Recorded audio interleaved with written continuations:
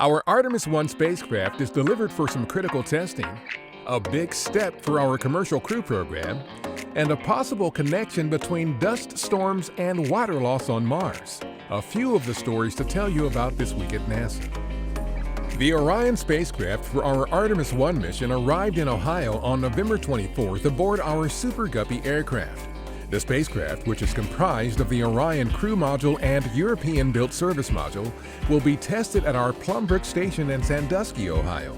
The 4-month test campaign will subject Orion to extreme environmental conditions similar to what it will experience during its 3-week mission around the Moon and back to confirm all components and systems work properly under in-space conditions.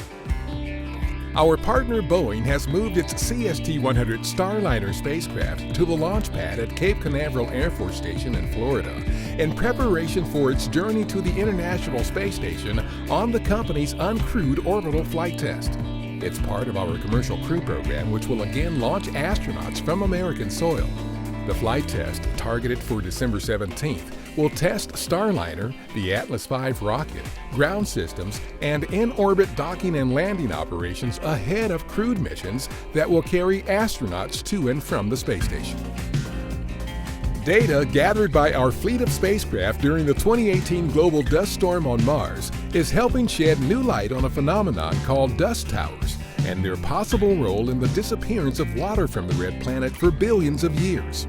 According to 2 recently published scientific papers, scientists think that water vapor on Mars gets trapped in these dust towers and is then carried upward, as if riding an elevator to space, where the water vapor is then lost through the upper atmosphere.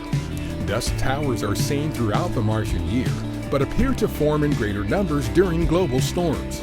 Towers that reach heights of about 50 miles, as seen during the 2018 global dust storm, can spread out to about the size of the state of Nevada.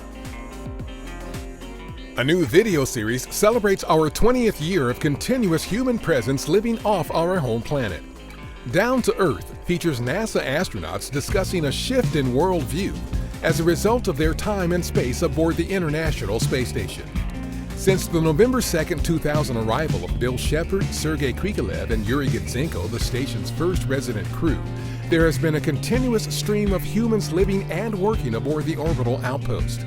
For more about the video series, go to nasa.gov/station.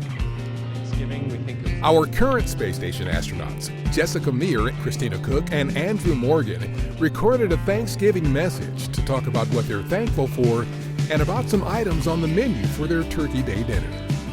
We've got vegetables, of course, green beans and potatoes that will warm up, and of course, smoked turkey in a pouch. Cornbread dressing. This will be great. We can maybe stuff it inside the turkeys just to make it like a real stuffing. I want to know who's going to carve the turkey once it comes out of that pouch. We also have some mashed potatoes and corn, so it looks like we have a lot of good options. It's going to be quite a feast. Happy Thanksgiving! Please make sure to like the video, subscribe to the channel, and hit the bell icon.